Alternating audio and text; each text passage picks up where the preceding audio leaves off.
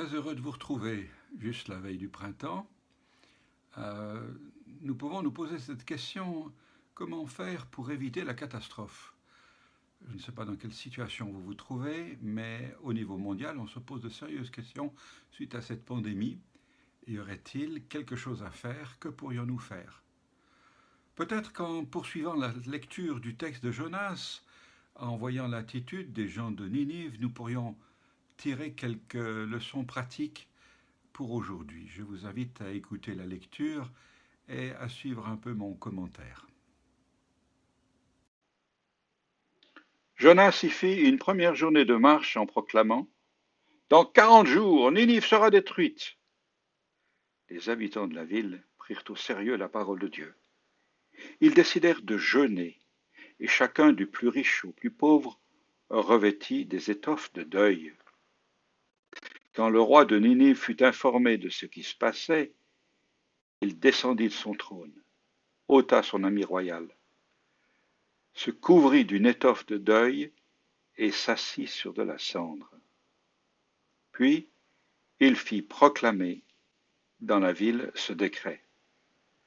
Par ordre du roi et de ses ministres, il est interdit aux hommes et au gros et petit bétail de manger quoi que ce soit et de boire. Hommes et bêtes doivent être couverts d'étoffes de deuil. Que chacun appelle Dieu au secours de toutes ses forces. Que chacun renonce à ses mauvaises actions et à la violence qui lui colle à ses mains. Peut-être ainsi Dieu reviendra sur sa décision, renoncera à sa grande colère et ne nous fera pas mourir. Dieu vit comment les Ninivites réagissaient. Il constata qu'ils renonçaient à leurs mauvaises actions. Il revint alors sur sa décision et n'accomplit pas le malheur dont il les avait menacés. Jonas prit fort mal la chose et se mit en colère. Il adressa cette prière au Seigneur. Ah, Seigneur, voilà bien ce que je craignais lorsque j'étais encore dans mon pays. Et c'est pourquoi je me suis dépêché de fuir vers Tarsis. Je savais que tu es un Dieu bienveillant et compatissant, patient et d'une immense bonté, toujours prêt à revenir sur tes menaces. Eh bien, Seigneur, laisse-moi mourir, car je préfère la mort à la vie. Après ce message court et profond de Jonas au milieu de Ninive, les Ninivites s'interrogent: pouvons-nous éviter la catastrophe? Comment les gens de Ninive vont-ils faire pour éviter la destruction de leur ville? Le message de Jonas est court et violent. Dans 40 jours, Ninive sera détruite. Et c'est tout, pas d'autres commentaires. Ninive prend au sérieux ce que Dieu dit par la bouche de Jonas. Ces gens sont réputés pour leur méchanceté et leur extrême violence. Ont-ils entendu parler de l'aventure du prophète? Nous ne savons pas. Mais ces paroles de condamnation ont leur effet sur eux. Tout d'abord, ils prennent au sérieux ce que Dieu est en train de leur dire. Ils croient profondément à cette condamnation.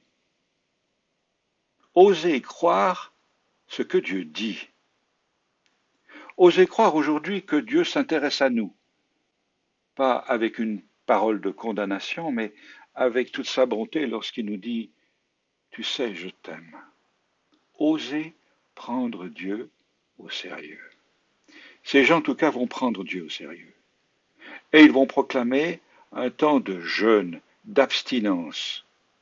Jeûner, c'est ne plus dépendre de nourriture pour vivre, mais de ne reprendre simplement contact avec Dieu. Ces gens vont donc ne plus manger, ne même plus donner de la nourriture à leur bétail, gros bétail et petit bétail. Et tout le monde va se couvrir d'une étoffe de deuil pour dire combien ils sont tristes et combien ils s'attendent à Dieu. Est-ce que nous aussi nous pouvons croire ce que Dieu nous dit et oser dépendre de lui, de sa bonté et de ne plus rien d'autre? Ce qui est impressionnant, c'est de voir que le roi lui-même, les autorités politiques, suivent cet ordre de jeûne et proclament le jeûne sur toute la ville. Tout le monde, les hommes, les femmes, les enfants, le bétail, même le petit bétail. Cette attitude de soumission devant Dieu est bien différente de celle de l'attitude entêtée du peuple d'Israël qui se révolte contre Dieu et ne veut en faire qu'à sa tête. Nous pouvons penser à l'attitude des pharisiens du temps de Jésus, dépassés par les gens de mauvaise vie qui sont accueillis par Jésus. Et Jésus dit que ces gens de mauvaise vie vont les précéder dans le ciel. Les Ninivites appellent Dieu au secours de toute leur force. Ils sont convaincus qu'ils ont affaire au Dieu qui est capable de détruire leur ville. Et comme Jonas dans l'eau, dans le ventre du poisson, ils parlent avec Dieu. Ils dépendent de lui. Ils lui font part de leur angoisse, de leur peur, et le supplient d'intervenir. Et en même temps qu'ils apportent cette prière, ils renoncent au mal, à la violence qui est attachée à leurs mains. Ils veulent changer d'attitude. Et je crois que c'est ce qui se passe lorsque nous nous approchons de Dieu, que nous lui parlons, que nous lui confions nos problèmes. Il y a en même temps un changement profond qui s'opère en nous. C'est un changement qui est motivé par celui, celle qui se sait aimer de Dieu. On a envie de changer. On a envie de cesser de râler, d'être méchant, un peu comme les Ninivites. Et les Ninivites s'attendent simplement à la grâce de Dieu, à sa bonté. Peut-être reviendra-t-il sur sa colère. Et c'est exactement ce qui se passe. Dieu pardonne aux Ninivites, comme Dieu a pardonné à Jonas, qui s'était enfui loin de sa route. Dieu nous pardonne, nous aussi, nos folies, nos manquements, nos erreurs. Je vous fais remarquer que Ninive, qui est actuellement la grande ville de Mossoul en Irak, a été épargnée pendant 150 ans. Et puis, malheureusement, comme un mauvais pli, les Ninivites sont retournés à leur violence. Et en 612 avant Jésus-Christ, la ville a été totalement détruite. Mais revenons à notre histoire. Jonas n'est pas content. Jonas est en colère. Ouh là là, il est en colère, il se fâche avec Dieu et ne s'en cache pas.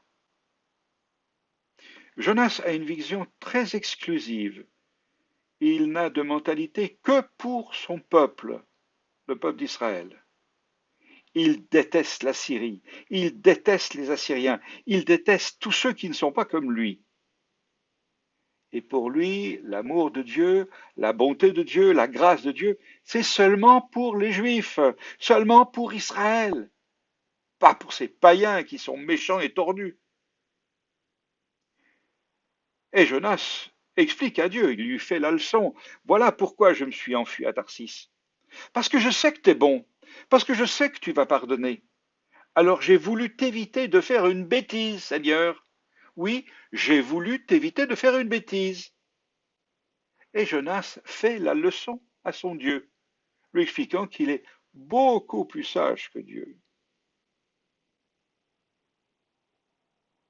Dieu ne répond pas tout de suite. Nous allons voir plus loin comment Dieu va répondre à Jonas. Mais peut-être une question vient à notre esprit. Est-ce que Dieu change-t-il d'attitude? Est-ce qu'on aurait affaire à un Dieu versatile qui un jour dit oui, un jour dit non? À la lecture des Écritures, nous nous rendons compte que Dieu veut toujours bénir. C'est à nous, les êtres humains, de nous mettre sous sa bénédiction. C'est à nous de changer, de nous mettre sous sa bonté, sous sa grâce. Parce que si nous ne nous mettons pas sous la grâce de Dieu, alors nous sommes dans le malheur.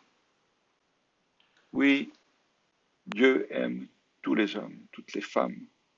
Dieu est amour et il l'a démontré d'une manière extraordinaire dans la vie de Jésus et dans sa mort sur la croix. Nous pouvons lui faire confiance. Dieu veut nous bénir. C'est à nous de nous mettre sous sa bénédiction. Lui dire simplement, Seigneur, je suis désolé, j'ai raté, je reviens vers toi et je veux maintenant dépendre de toi.